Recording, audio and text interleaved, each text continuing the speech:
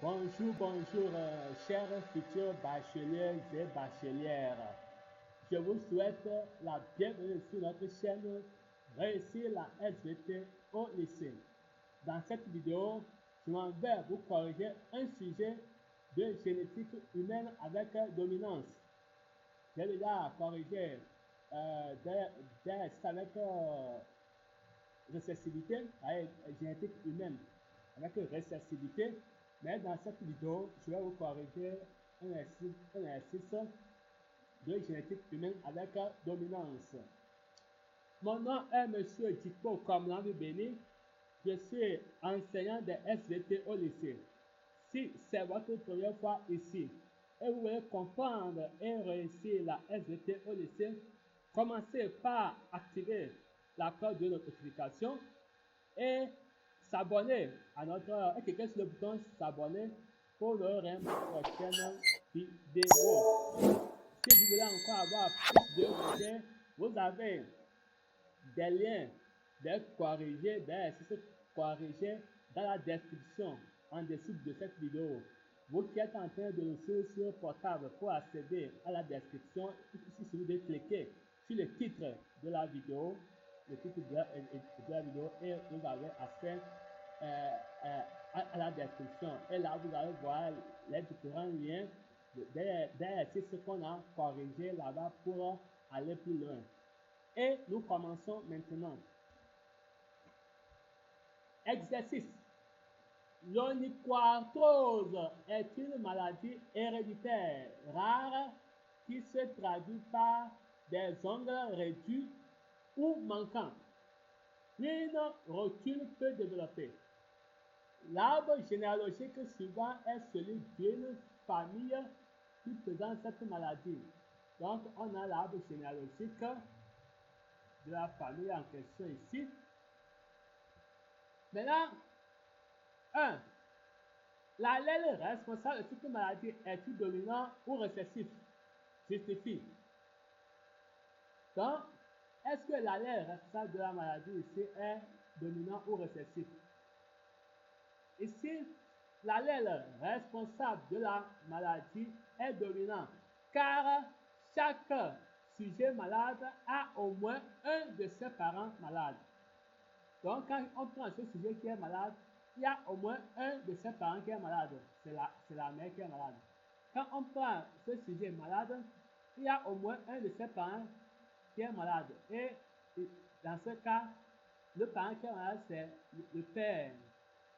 Quand on prend ce sujet aussi qui est malade, il a au moins un de ses parents malades. Et dans son cas, c'est la mère qui est malade.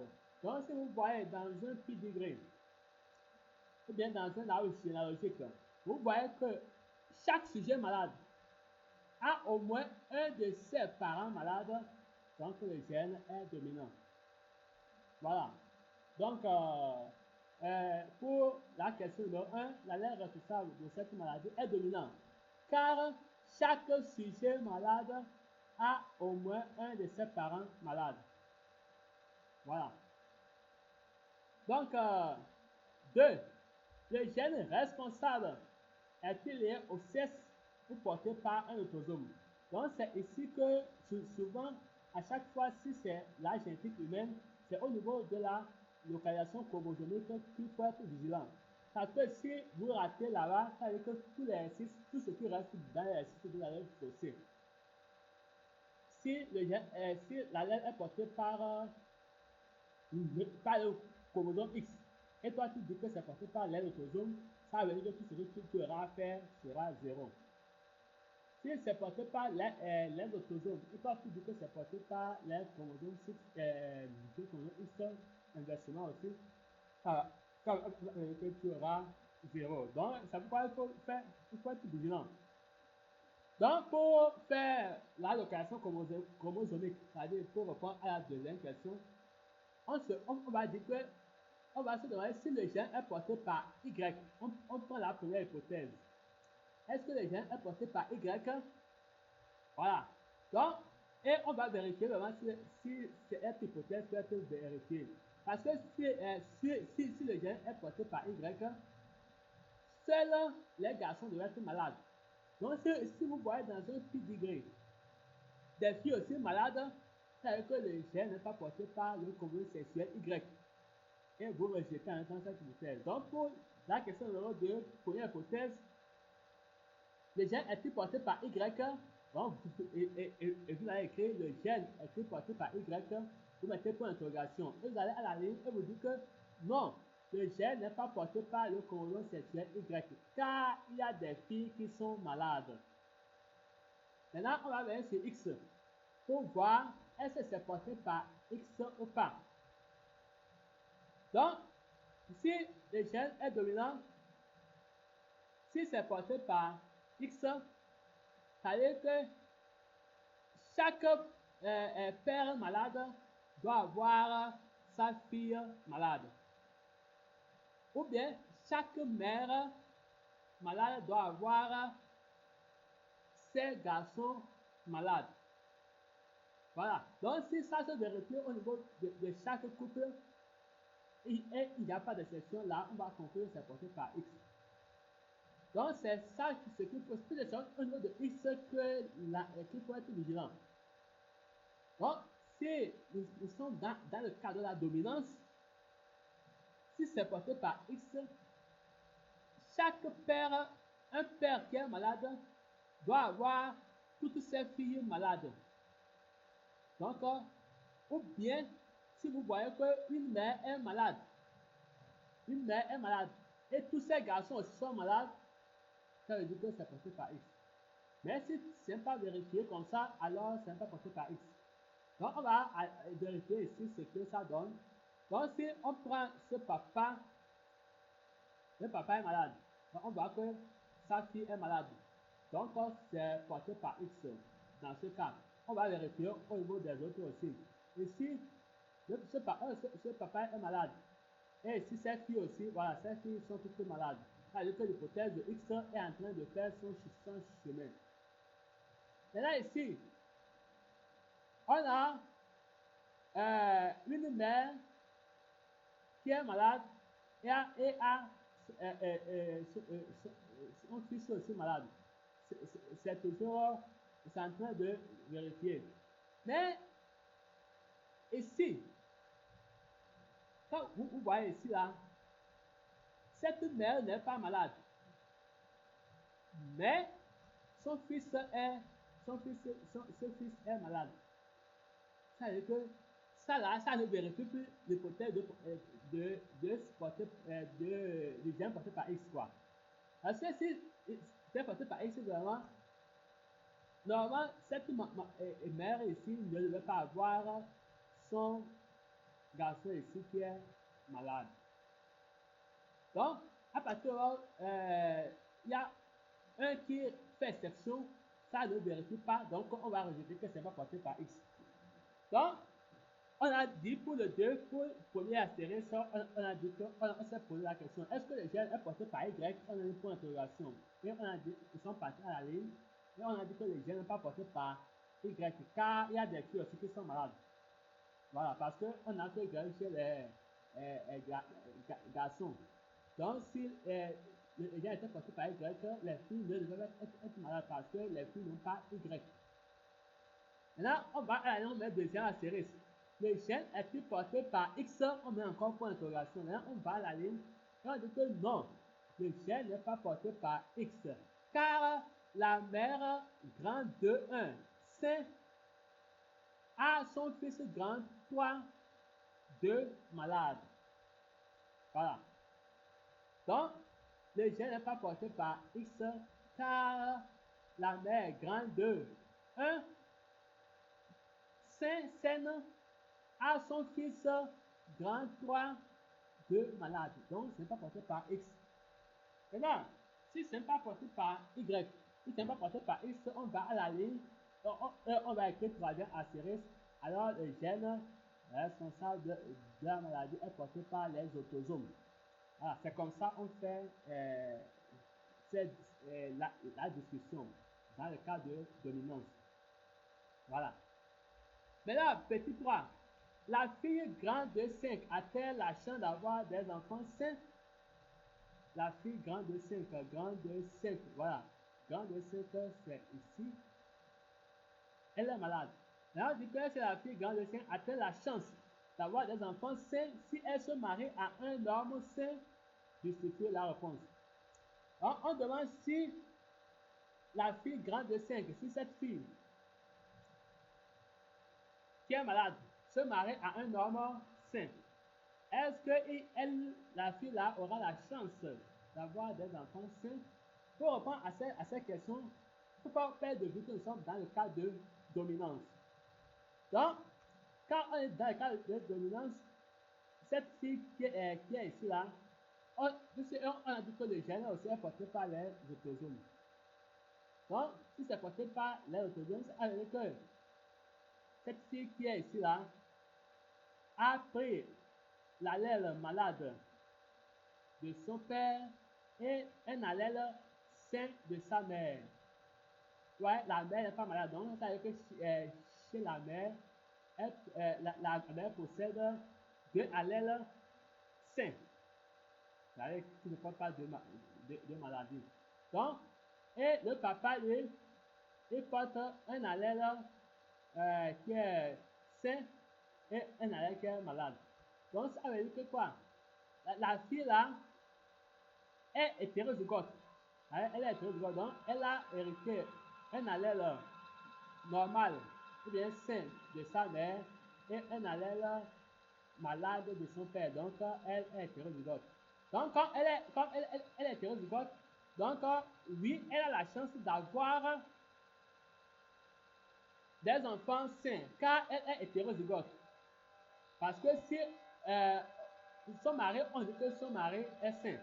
Donc, si son mari est sain, ça veut dire que au cas où cette fille envoie l'allèle qui est sain et qui est récessif, si le papa aussi envoie, le papa lui n'a que aussi des allèles sains.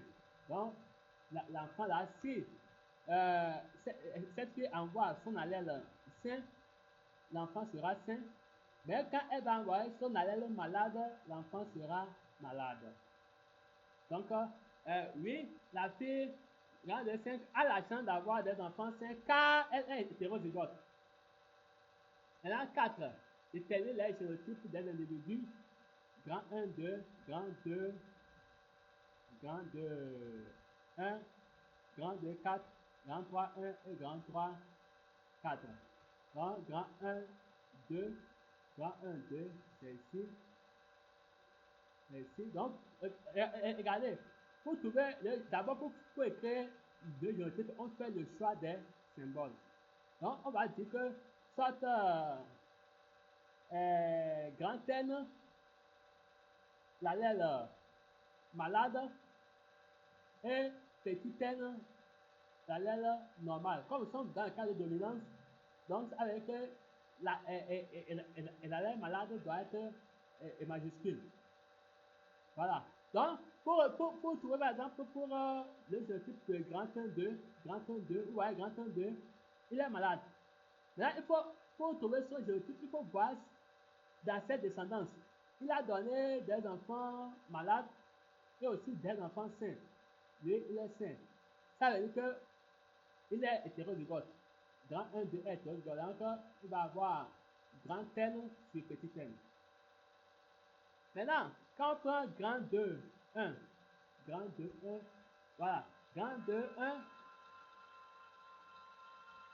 grand 2, 1, elle n'est pas malade. Donc, son génotype sera petit n sur petit n. Maintenant, grand 3, 1, grand 3, 1 est malade. Grand 3, 1 est malade. Donc, si grand 3, 1 est malade, il faut voir par exemple ses parents. Donc, ça veut dire que elle, grand 3, 1 qui est malade, est aussi hétérozygote. Parce qu'elle a hérité l'allèle, nous sommes le grand 3, 1, elle a hérité un allèle sain de sa mère et un allèle malade de son père. Donc, grand 3, 1, grand 3, 1 aussi, ici, elle est hétérozygote. Et là, grand 4, grand 3, 4. Grand 3, 4. voilà, grand 3, 4 est trop sain. Donc, on aura petit n sur petit n. Petit n sur petit n. Donc, en récapitulatif ici, 1. Chaque enfant malade a au moins l'un de ses parents malades. Donc, l'allèle est dominant. Maintenant, pour l'allocation chromosomique, l'allèle n'est pas lié au Y car des femmes sont atteintes aussi. Ah, pas lié aussi à X car une femme saine ne devrait pas avoir son fils atteint. Donc, c'est ça, avec ça que l'exemple de grand 1 et grand 2, 4.